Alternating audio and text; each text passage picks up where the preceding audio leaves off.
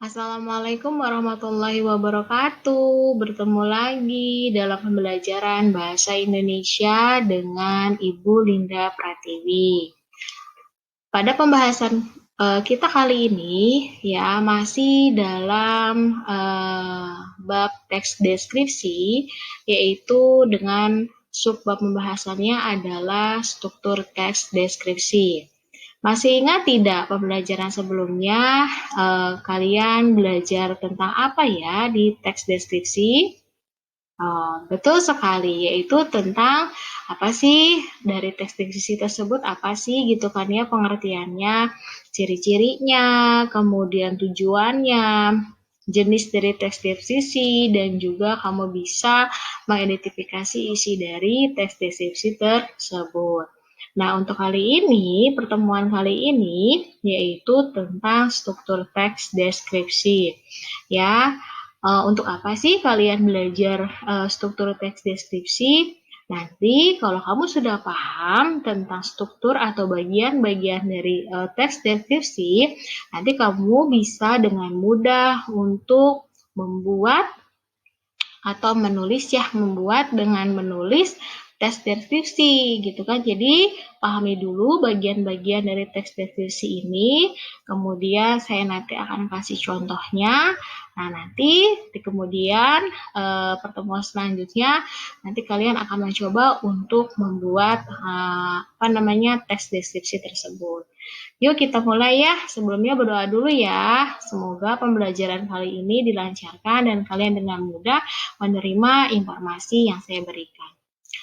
Anak-anak sekalian, struktur teks deskripsi itu terdiri dari teks deskripsi memiliki bagian-bagian yang terdiri dari satu identifikasi. Jadi dari keseluruhan teks teks deskripsi tersebut dibagi menjadi bagian-bagiannya.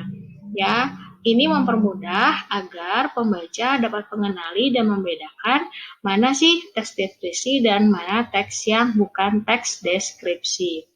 Ya, identifikasi ini isinya tentang apa? Yaitu pada paragraf ini berisi nama objek yang akan dideskripsikan, lokasinya, sejarah lahirnya, makna namanya, atau pernyataan umum tentang objek tersebut. Objeknya bebas ya, bisa benda mati, bisa orang, atau pemandangan dan lain sebagainya. Selanjutnya apa? Yaitu tentang deskripsi bagian. Pada paragraf ini berisi perincian bagian objek, tetapi diperinci berdasarkan tanggapan subjektif dari si penulis tersebut. Perincian ini dapat berisi apa yang dilihat oleh si penulisnya. Jadi bagian-bagiannya, komposisi warnanya, apapun yang dilihat oleh si penulis tersebut jelas digambarkan secara rinci. Tadi kan untuk identifikasi hanya pengenalan si objeknya ya. Di paragraf selanjutnya namanya deskripsi bagian, yaitu diperinci lagi bagian-bagian dari si objek tersebut, maka dikatakan sebagai deskripsi bagian. Menggambarkan bagian-bagian tertentu dari objek tersebut gitu loh maksudnya. Yang terakhir adalah penutup. Penutup ini adalah kesan umum yang isinya pandangan subjektif dari penulis mengenai objek yang dideskripsikan oleh si penulis tersebut. Aduh Bu, masih bingung ya seperti apa sih ya maksudnya. Yuk kita langsung saja ke contoh biar kamu bisa melihat dengan jelas membedakan gitu kan mana bagian identifikasi, deskripsi bagian dan penutup. Oke.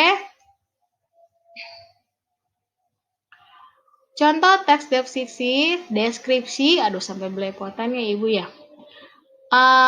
Contoh teks deskripsi beserta strukturnya yaitu dengan judulnya mengenal sisi unik rumah adat suku Lampung. Ya, ini paragraf pertama yaitu bagian identifikasi ya. Tadi dikatakan identifikasi itu adalah berisi nama objek yang akan dideskripsikan. Ya, bisa saja dideskripsikan itu lokasinya, sejarah lahirnya, makna namanya, pernyataan umum tentang objek tersebut. Yuk, seperti apa sih? Ya, contohnya Pada bulan Ramadan menjelang Idul Fitri, aku dan keluarga berlibur ke kampung halaman ayah yang berada di sekitaran Danau Ranau. Tepatnya di desa Kota Batu, Kabupaten Ogan Komering Ulu, Sumatera Selatan. Ya, sudah jelas sekali ya dari awal kalimat saja di sini sudah pendeskripsian asal mulanya ya dari objek yang akan dideskripsikan. Paragraf selanjutnya masih identifikasi. Meskipun secara teritorial daerah perkampungan ini berada di wilayah administrasi Provinsi Sumatera Selatan, namun warga yang tinggal di sini adalah komunitas etnis Lampung Pesisir.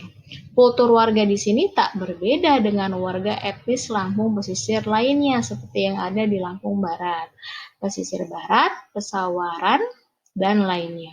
Dalam komunitas etnis ini masih sangat terjaga keaslian kultur adat dan budayanya. Salah satunya adalah rumah adatnya yang disebut dengan rumah sesar.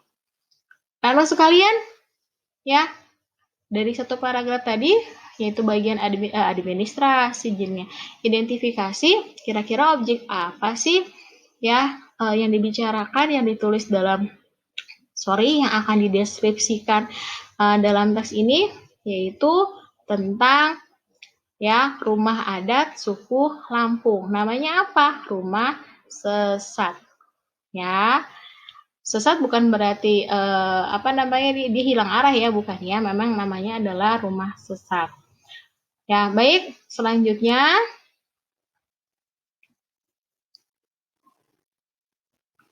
yaitu bagian deskripsi bagian. Paragraf deskripsi bagian. Seperti apa bentuknya? Ya, lanjut lagi ya teksnya ya. Ketika sampai di kediaman nenek di kampung, satu hal yang amat kurindukan adalah rumah kami yang masih tradisional. Tadi dikatakan di deskripsi bagian tersebut adalah mendeskripsikan objek secara rinci ya anak-anak. Ya, ini sudah kelihatan sekali ya. Rumah kami masih sangat tradisional. Ya, rumah sesah itu ya masih sangat tradisional. Gayanya dengan gaya etnis Lampung. Rumah ini terbuat dari papan kayu. Lebih detail lagi ya, ternyata rumahnya terbuat dari papan kayu, beratap genteng dari tanah liat dan berpondasikan semen cor. Ya, ini sangat lebih terperinci lagi ya menggambarkan tentang rumah sesah itu. Perlu diketahui bahwa rumah ini telah direnovasi dengan tambahan atap genteng. Dahulu rumah kami atapnya dari seng dan fondasi dari pohon kayu besar. Ya, dari pohon kayu besar. Ya, jadi lebih dirincikan kembali objeknya itu rumah sesah ini di bagian deskripsi bagian. Dapat dipahami ya anak-anakku sekalian. Selanjutnya adalah bagian penutup. Tadi dikatakan penutup ini adalah kesan subjektif dari si penulis ya. Di sini dikatakan bahwa bagian penutup ini adalah memang rumah sesat tidak serupa dengan rumah tingkat yang memiliki lebih dari satu lantai. Masyarakat Lampung pada umumnya menggunakan lantai atas untuk tempat tinggal dan lantai bawah untuk budaya. Ya, ini adalah sepenggalan dari contoh teks deskripsi ya, sedikit sudah terlihat ya. Ada pernyataannya di sini dari si penulisnya. Ya, begitu ya anak-anak sekalian ya, mudah ya untuk membedakan mana penutup, mana deskripsi bagian, mana yang termasuk bagian identifikasi dari teks deskripsi.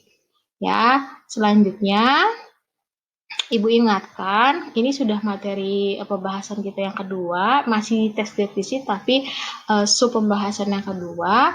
Ya, Ibu ingatkan yuk kalian menulis kembali materi yang telah Ibu berikan di buku tulis bahasa Indonesia.